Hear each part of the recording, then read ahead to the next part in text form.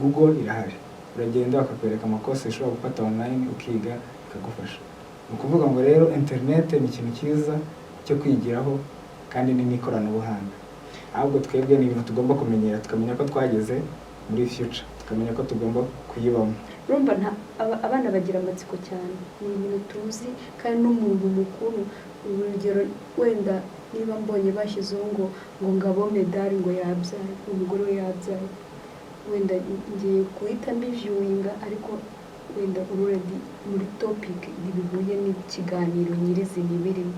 Ibyo ni ibintu bizo. Mwana yabonye iyo topic aragira amatsiko, afungure, nafungura se agasanga harimo bya bintu bitamugenewe, kuko buri mwana n'ubumenyi bwe bitwara nuko agenda afata ikintu etape by etape.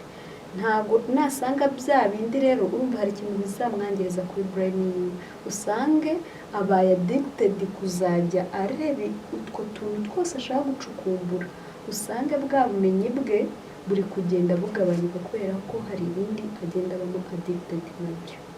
Urugero niba ahora areba bivuga ati yabonye ngo Batman 2 yasohotse, shobundi hazasohoka kandi akareba yareve yo kwiga ukuri kundi nyine.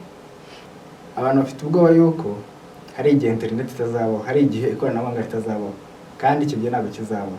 Wenda nk'ishuri yego internet irakoreshwa, ese hari igihe uri gukora online wenda ikintu bikaba ngombwa kujya kugisubmiting network ikaba poor, ikanga noneho ugasanga nk'umwarimu arakubwira ati nyereka aho wari wabikoreye libri, wenda tuge nka brio yizeye internet, se internet kagutenguha bakagusaba iyo brio wayikura he?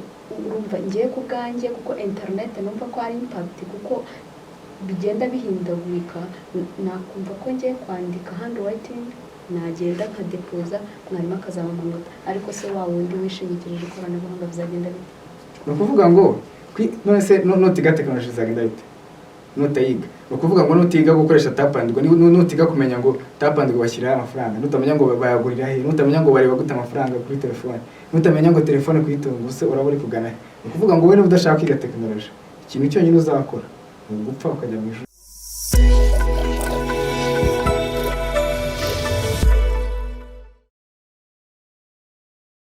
Nkongeye kwirirwa kuri Philos 250, nge ndi bene gusenga Francine, tukaba tugiye kuganira kuri topic twahisemo uyu munsi, cyane cyane topic y'ikoranabuhanga.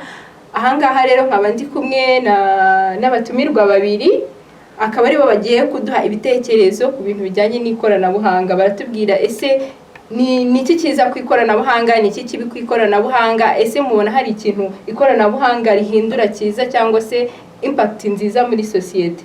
Abatumirwa turi kumwe hano ni Eddy Kayiganwa ndetse na Wibabara Gisele. Yes, Wibabara Gisele ndetse na Eddy, tubahaye ikaze. Ahangaha rero muratubwira, tubona abantu benshi muri societe bakoresha ikoranabuhanga. Ikoranabuhanga ririmo ibintu byinshi, harimo internet ari nayo ikubiho ibintu byinshi bya social media. Social media hari ukuntu abantu bayikoresha, ndetse na internet hari uburyo abantu bayikoresha basacinga mu gihe kuri social media tuba tuganira. Ese mpereye iburyo bwanjye, wowe ubibona ute ku ikoreshwa ry'ikoranabuhanga? Ni byiza ni bibi? Ngewe ku bitekerezo byanjye ikoreshwa ry'ikoranabuhanga ni byiza ku bantu kandi ni n'iterambere ku bantu mu buryo bwose butandukanye. Mu buryo wenda duhereye nko ku bacuruzi, ubwo buryo bwa mbere bwiza ikoranabuhanga, mu buryo bwo kwiga ikoranabuhanga ni irya mbere, no mu bundi buryo bwose muri rusange. Rero kuri ngewe numva ko ari byiza. Yes, Eddy atubwiye ko ikoranabuhanga kuri we abona ari ryiza. Ese arabyumva kimwe na Gisele? Ku ruhande rwanjye yego ni byiza, ariko nanone hari uko rikoreshwa mu buryo budakwiye, ugasanga hari ingaruka bigize ku mpande zimwe na zimwe. Urugero wenda impamvu navuga ko tuvuge uri gukoresha nka internet, hari igihe umwana aba ari gukora assignment, ureba umwana ari gukora assignment ugasanga yihise yigira kwirebera movie. Eddy sinzi numva utabyumva kimwe na Gisele, kuko atubwiye yuko hari uburyo ikoranabuhanga atari ryiza, interinete zino dukoresha dusacinga mu masomo hari uburyo atari ryiza. Wowe watubwiye ko ari ryiza cyane cyane mu myigire, ariko sinzi uko ubyumva, niba tubwiye ko umwana ushobora gutekereza ko ari kwiga kandi kumbe yibereye wenda kuri social media cyangwa se akaba ari kureba movie, koko se uri kumva iryo koranabuhanga ari ryiza? Nk'uko bivuze, ikoranabuhanga ririho ibintu byinshi. Urumva uwo mwana niba umuhaye tuvuge assignment ari bukorere kuri internet, ari bujye kuri website y'ikigo, urumva nageraho agashaka kujya mu bindi arabatandukiriye, kandi iyo ni ingeso abantu benshi bakunda kuba bafite, n'ubundi ni za ngeso mbi abana bagira. Ni ukuvuga ngo umwana iyo akosheje uramukosora, kimwe n'uko hari uburyo bwa systeme security y'ukuntu urinda umwana bice mu ikoranabuhanga. Ni ukuvuga ngo niba ubizi ko umwana wawe tuvuge niba ari kiri mu myaka mikeya cyane, kuba abana bakuru ntabwo ari ngombwa ko babuze ibintu bakunze cyangwa se ibintu bashaka. Ni ukuvuga ngo umwana muto ufite ukuntu umulimita, niba koko iyo internet ari buyigeho agiye gukora assignment, hari ukuntu muri machine biterwa na machine ukoresha, ariko hari system ushyiramo ukabloka andi ma website yari yose, agakoresha website imwe bitewe na browser ari gukoresha. Ni ukuvuga ngo ngiye n'ahantu numva ko aho byabihuriye n'imyigire y'umwana kuko byamwangiza. Ndumva uzanyemo akantu kajyanye n'ibintu by'amasysteme, uburyo ushobora kubloka ibindi byose, ariko sintekereza ko ari buri bantu bose. Ese niba umwana ari ku ishuri, n'urugero ku ishuri turabizi ko bagira ahantu bagira ama computer lab, we ni mugoroba aho kugira ngo akajya gusaba umwanya wo kujya muri etide muri computer lab bakamwemerera, n'ibintu bibaho turabizi. Ntabwo bazajya no kumugenzura ngo ari gukoresha ibi, nta nubwo ibyo bintu bazajya kubiboroka. Ese uwo mwana uzamubuza kujya kuri YouTube? Ntabwo uzamubuza kuyijyaho. None Gisele, wowe urabyumva ute? Urumva nta wamubuza utese kandi utari kumureba. Urumva rega muri iyi minsi abana bari gukura bafite ubwenge bwinshi, ari kuza agahita akropinga bimwe yari afite akabishyira ku ruhande, agahita ajya mu cyo wari wamubwiye kujyamo. Aho ngaho uzasanga umwana yafashe ubwenge nyine level y'ibyo yari akwiye kumenya si byo afite, yongeyemo n'ibindi. Ugasanga tuvuge wenda urugero, si n'abana gusa, n'abantu bakuru hari igihe bari mu kazi, ariko ugasanga afite utundi tuntu twa social media twamutwaye, ntari focused mu kazi gusa arimo, ugasanga ya time yari bumara akoresha akazi ke hiyongereyemo aka kanya yatakaje ari kureba ibya social media. Ntabwo wambwira ngo ndi kuri machine ndi gukora akazi, ndi hano ndi no kuri WhatsApp ndi kuvugana n'abantu, cyangwa ndi kureba ibyo abantu bapostinga kuri Instagram. Ese ubwo iyo minota yose kakazi kazakorerwa icyarimwe? Birumvikana ntabwo akazi kakorerwa icyarimwe, ariko se niba umuntu akubwira ko ari byiza kandi najya kuri internet azakoresha ayo ma platform, niba umuntu ubwe ntabwo afite ubushobozi bwo kuvuga ngo ashobora kubura ubushobozi bwo kuvuga ngo reka ngewe ubwanjye ni managing, ngene umwanya wo kujya kuri social media, ngene umwanya wo kujya kuri internet, ngene n'umwanya wo kugira ute wo gukora ibindi ngomba gukora. Ariko twibukiranye yuko nanone hari igihe ushobora kuba uri mu kazi ugasanga ukeneye kujya kureba ikintu kuri internet. Internet ni ikintu kimeze nka rukuruzi, ni byiza ko kuragenda ukirebeho ugisacinge, ariko reka tugaruke ku kintu kijyanye n'imyigire. Mubona ni byiza ko abana bakoresha internet mu myigire yabo cyane kurusha uko twari tugabwe twiga? Njyewe navuga ko ari byiza cyane, kubera ko internet idufasha mu bintu byinshi. Ubu ngubu ntabwo ari ngombwa ko n'ubu utarishyura minerval cyangwa se ngo ujye kwiga mu ishuri, ushobora gukoresha internet ubwawe ukiyigisha. Hari abantu benshi bigisha ibintu ku buryo bwabo kandi bakoresheje internet. Ntabwo urugero nko kuri YouTube nta kintu ushobora gushakaho ushaka kwiga ngo kibureho. Google irahari, uragenda bakakwereka amakosa ushobora gufata online ukiga bikagufasha. Ni ukuvuga ngo rero internet ni ikintu cyiza cyo kwigiraho kandi ni n'ikoranabuhanga. Ahubwo twebwe ni ibintu tugomba kumenyera, tukamenya ko twageze muri future, tukamenya ko tugomba kuyibamo. Yes, ndabyumva ni ikintu cyiza, ariko se tugaruke kuri impact cyangwa se uburyo bya affect wa muntu ubikoresha. Tuvuge ni urugero ni umwana w'imyaka 5, 8, yego nibyo kuri YouTube uzasangaho ibintu byinshi cyane cyane ibintu by'itetero bimwigisha, ariko ukazasanga umubyeyi n'inyabya gatoya agiye nko mu cyumba ugasanga umwana afunguye ibindi bintu. Uri kumva ibyo bintu bizaba ari byiza koko? Urumva ntizabikoreshejwe uko yakagombye gukoreshwa, sibyo? Uzasanga umwana hari ukundi kuntu akura. None ni gute uvuga ko ari nziza kandi ibyo bintu nabyo ubwabyo bizaza bikafekita sosiyete. Ni byiza ko umwana areba n'ibindi bintu bitandukanye n'ibyo wowe utekereza, akamenya gushaka ibindi bintu hanze y'isi. Ubundi internet ikibazo cyayo cyonyine cyaba kimwe ni harassment haba cyangwa se uburyo abantu babifingana hagati yabo. Nk'uko nguko wenda nshobora kujyaho nkakubwira ijambo ribi gutyo gutyo, aho ngaho ni internet yaberamo. Ariko umwana niba tuvuga agiyeho agasacinga wenda tuvuge wose ari kureba itetero, ari muri cartoon, uragiye ese wenda ashyiramo wenda ngo gukora indege mu gipapuro, wenda byanditse mu Kinyarwanda, wenda tuvuge ko atari umwana wenda wakuriye ahantu cyangwa se wize ahantu heza akiri muto cyane, afite wenda nk'imyaka 6 akabona barayimwigishije. Ibyo bintu nibyo byerekana ko abana bafite creativity mu mutwe wabo, kandi nabyo biri gutuma abana bakura vuba nk'uko twe tubyifuza kuri barumuna bacu. Turashaka ko nibura natwe tubona muri umuna wacu tukavuga ati ese uko ushaka gukora iki ngiki urakibona he, noneho yamenya ko agomba kukibona kuri YouTube, yamenya ko niba agiyeho akavuga ngo ndashaka kumenya gukora indege mu gipapuro, akagenda kuri YouTube akabyiga akabikora. Urumva ko rero iki ngicyo ni ikintu cyiza, ni creativity, ikintu internet iri kugenda turebamo. Ntabwo ari kuvuga ngo nimbi nujyaho ugasacinga ibibi bizakwafekita, ariko ni byiza kumenya ibibi kugira ngo utazabikora. Ntabwo ari byiza ko umwana uhora umuhishe ibibi, agomba kubimenya kugira ngo atabikora. Urakoze cyane ibintu tubwiye, ariko Edi ndatekereza ntabwo ariko Giselle abyumva, kuko ntabwo ariko uko umwana agiye kuri internet ajyaho atekereza gusacinga ibintu byiza. N'undi wese ushobora kujyaho bitewe n'ikintu bashyize kuri internet ukabubaye attractive yacyo, kandi niba twarabibonye ushobora gusanga tuvuge n'urugero nko kuri YouTube bashyizeho umutwe udahwanye n'ibiri mu kiganiro, kandi ugasanga bya bintu ni bibi. Hari uko Giselle nawe abyumva, ari nayo mpamvu avuga ko atari nziza. Rega nawe ubwo arabyivugiye ngo hari ubwo dukwiye gusacinga ibyo bibi, nyine hari igihe abisacinga kugira ngo babimenye batazabikora. Ese ubwo iyo abisacinze urumva abana bagira amatsiko cyane, ni ibintu tuzi kandi n'umuntu mukuru. Urugero wenda niba mbonye bashyizeho ngo ngabo medali ngo yabyaye, umugore we yabyaye, wenda ngiye guhita mbivyuinga, ariko wenda already muri topic bibihuye n'ikiganiro nyirizina birimo. Ibyo ni ibintu bizo. Umwana yabonye iyo topic aragira amatsiko, nafungura se agasanga harimo bya bintu bitamugenewe, kuko buri mwana n'ubumenyi bwe bitwara nuko agenda afata ikintu etape by etape.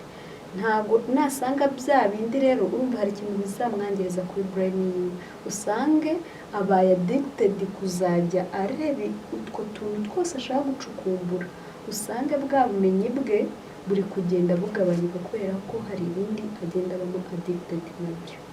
Urugero niba ahora areba avuga ati yabonye ngo Batman 2 yasohotse, ashobora hazasohoka kandi akareba yareva yo kwiga ukuri kundi nyine.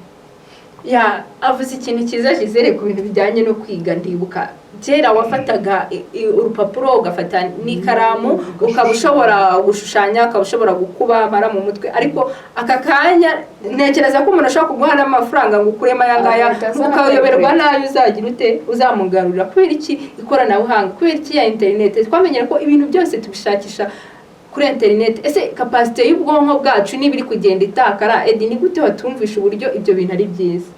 Ntabwo capacity y'ubwonko bwacu kugenda itakara.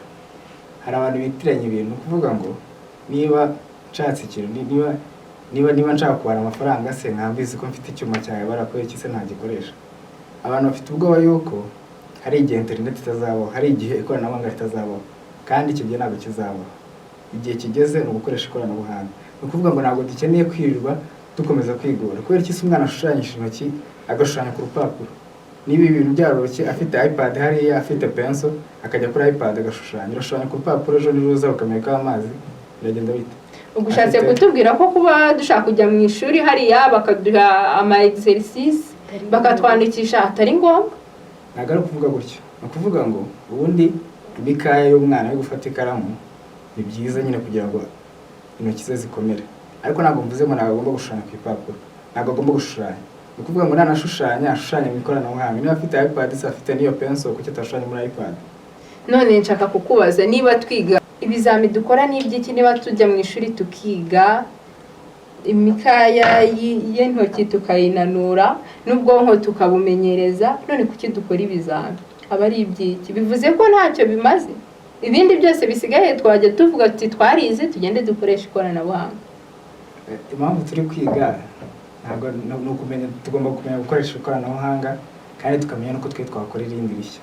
Ni ukuvuga ngo nk'uko twari turi kubivuga, abantu ba kera ko bigaga, natwe turabizi twize wenda hatarazaho tekinoloji ihambaye, ariko ubu ngubu na tekinoloji yaraje, umuntu mbere bajyaga gupurintinga ibipapuro, byabacaga amafaranga menshi, igitabo cyaraburaga cyangwa se kikagwa no mu mazi, ariko se ubu ngubu niba baguhaye imashini, niba ugera muri classe bagasangamo laptop yawe, ukamenya ngo foda nayisevinzemo iri aha ngaha. Ni ukuvuga ngo ntabwo ari ngombwa ko birirwa uvuga ngo ugasanga imashini yanjye ngo bizagenda bite ngo nibayiforomata cyangwa se nizamo virusi. Ni ukuvuga ngo ikoranabuhanga n'impamvu ryaje, ni ukuvuga ngo n'ibyo ngibyo wowe usevinga, wowe uzi ko usevinga, hari uburyo bwaje bwo gusevinga ibintu kuri email, hari amanuza, hari amajobbox. Ni ukuvuga ngo ikintu cyose ushaka n'ikoranabuhanga kirakorohereza.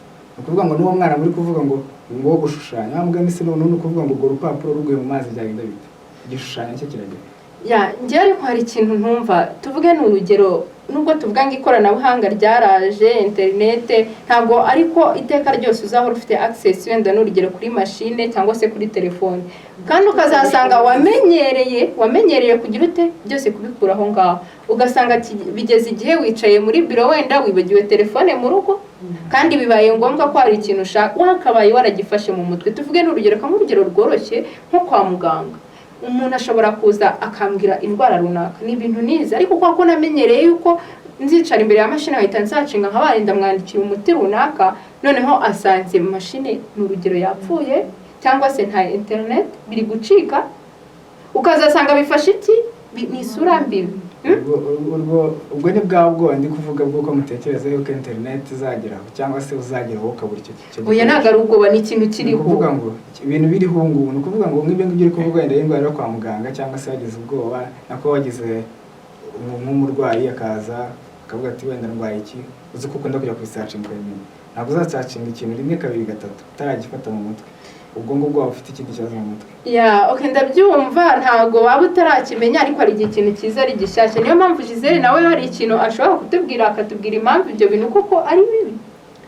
Urugero wenda reka ntuhe nk'urugero rujyanye nko mu ishuri, n'ubu kubera iki wenda nk'ishuri, yego internet irakoreshwa, ese hari igihe uba uri gukora online wenda ikintu bikaba ngombwa kujya kugisubmitinga, network ikaba poor, ikanga noneho ugasanga nk'umwarimu arakubwira ati nyereka aho wari wabikoreye kuri brio, wenda tuge nka brio, wizeye internet, se internet kagutenguha bakagusaba iyo brio wayikura he? Urumva ngiye ku bwanjye, kuko internet numva ko ari impact, kuko bigenda bihindagurika, nakumva ko ngiye kwandika handwriting nagenda nkadepoza, mwarimu akazaba amanota, ariko se wa wundi wishingikirije ikoranabuhanga bizagenda bite?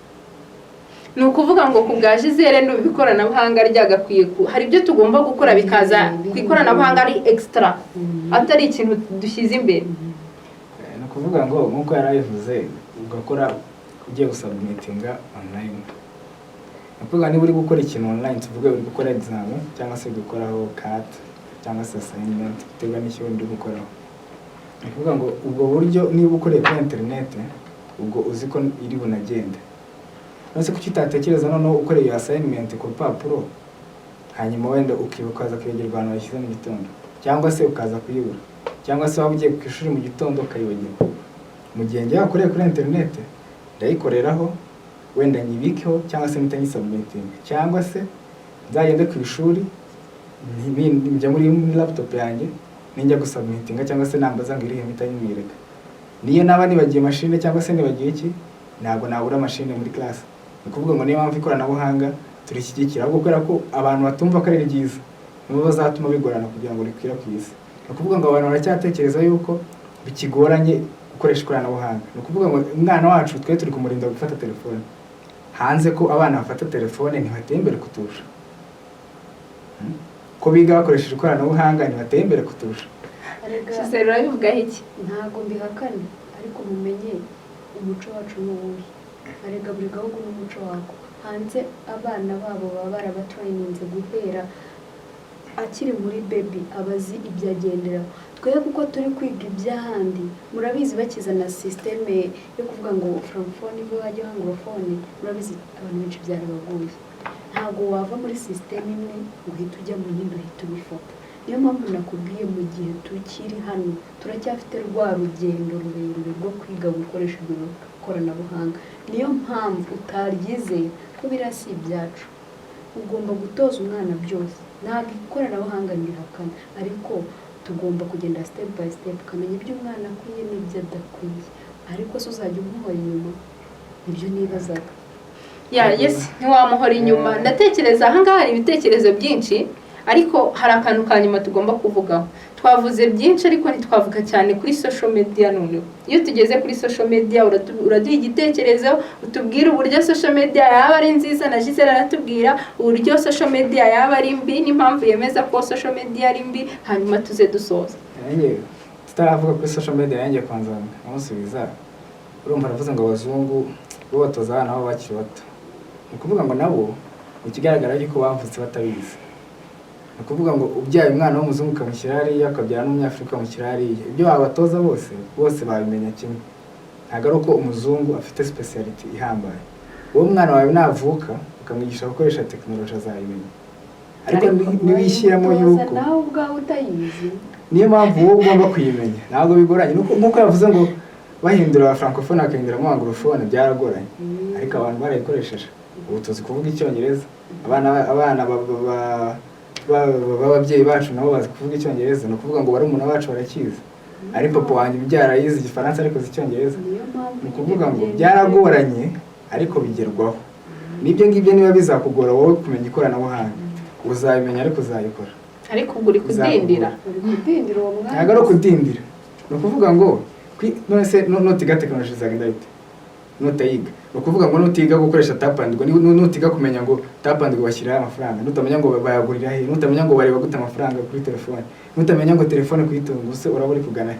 Ni ukuvuga ngo wowe niba udashaka kwiga tekinoloji, ikintu cyonyine uzakora ni gupfa ukajya mu ijuru cyangwa ukagira ba bantu bafata bitinze ndumva bagowe. Hanyuma Edi, tubwire kuri social media wowe noneho cyane cyane mu rubyiruko ubibona ute?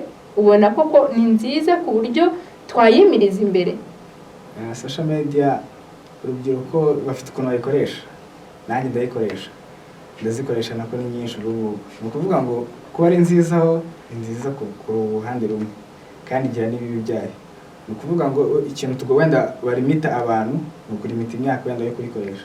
No hanze iyo bagiye gushyira hanze ikintu cyangwa se product cyangwa se software bagena imyaka.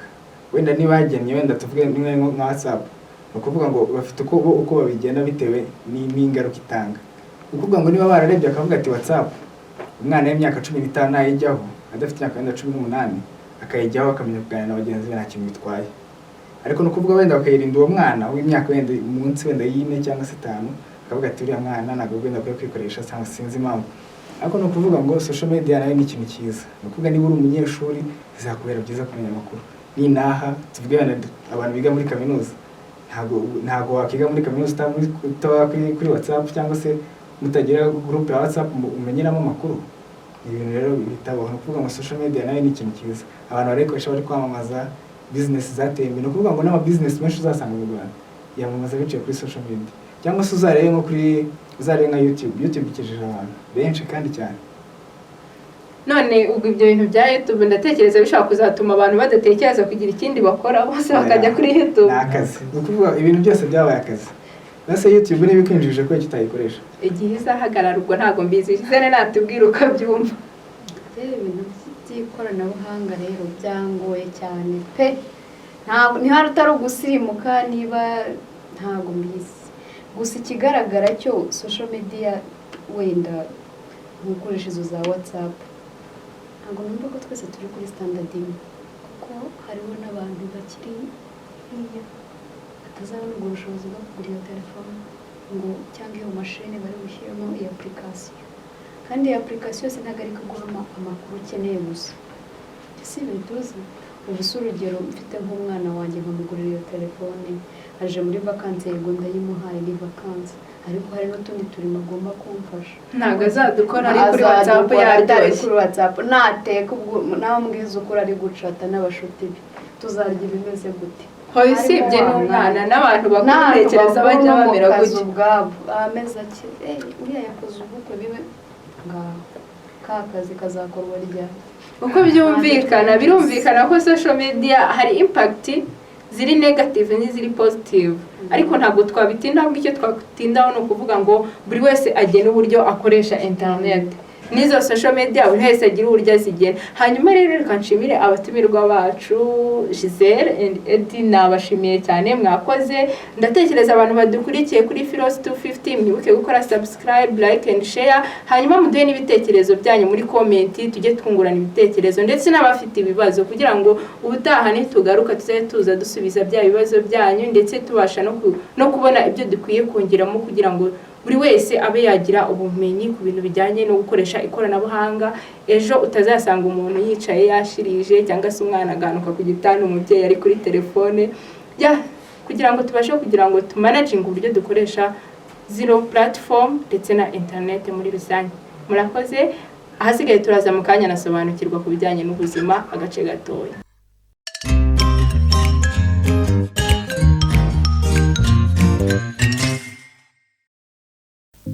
Mwongeye kwirirwa. Uyu mwanya ni umwanya twahariye agace kasobanukirwa. Mu gace kacu kasobanukirwa tugiye kumenya ku bijyanye no gukoresha ikinini cy'ibanze cyangwa se ibyo twita emergency contraceptive pills mu gihe wakoze imibonano mpuzabitsina idakingiye. Ni kenshi ushobora gukora imibonano mpuzabitsina idakingiye ukaba ufite ubwoba ko ushobora kuba wasamye, cyangwa se utazi neza niba wari mu gihe cy'uburumbuke ukaba wumva ushobora kuba wasamye. Ariko reka nkumare impungenge, hari ibintu byinshi cyangwa se ibinini biri ubwoko bitandukanye ushobora gukoresha kugira ngo udasama. Ibyo nibyo dukunze kwita emergency contraceptive pills. Abenshi bakunze kuvuga yuko emergency contraceptive pills umuntu aba akuyemo inda. Reka mbamare impungenge ndetse n'abasobanurire, ntago gukoresha emergency contraceptive pills ari ugukuramo inda, ahubwo bifite akamaro kabyo mu gutuma umuntu adashobora gusama, ari byo bita gustopinga fertilization nk'uko bamwe tubizi mu ndimi z'amahanga. Emergency contraceptive pills se zifatwa ryari? Benshi ntago bazi igihe zifatwa, niyo mpamvu ahangaha mukwiye gusobanukirwa. Iki kinini cyangwa se ibinini ushobora gukoresha witabaza mu gihe wumva ko ushobora kuba wasamye, bifatwa mbere y'amasaha 72. Mbere y'amasaha 72 ahangaha bishobora kukurinda kuba habaho fertilization, ndetse akenshi ibi binini bishobora gutuma hatabaho ovulation. Si icyo gusa, kubera ko bishobora gutuma hatabaho kuba released cyangwa se gusohoka kw'igi, bishobora gutuma rihura n'intanga ukaba wasama. Aka gace kari ukuvuga ku bijyanye na emergency contraceptive pills. Niba umaze kubisobanukirwa, igihe wumva utizeye neza ukabitekereza ko wasamye, ni byiza kugana farumasi kwegereye ugafata icyo kinini. Abenshi banakoresha microgeno, abarutinini bakagusobanurira uko ushobora kudukoresha. Murakoze. Ako kari agace k'ubuzima ka mbere.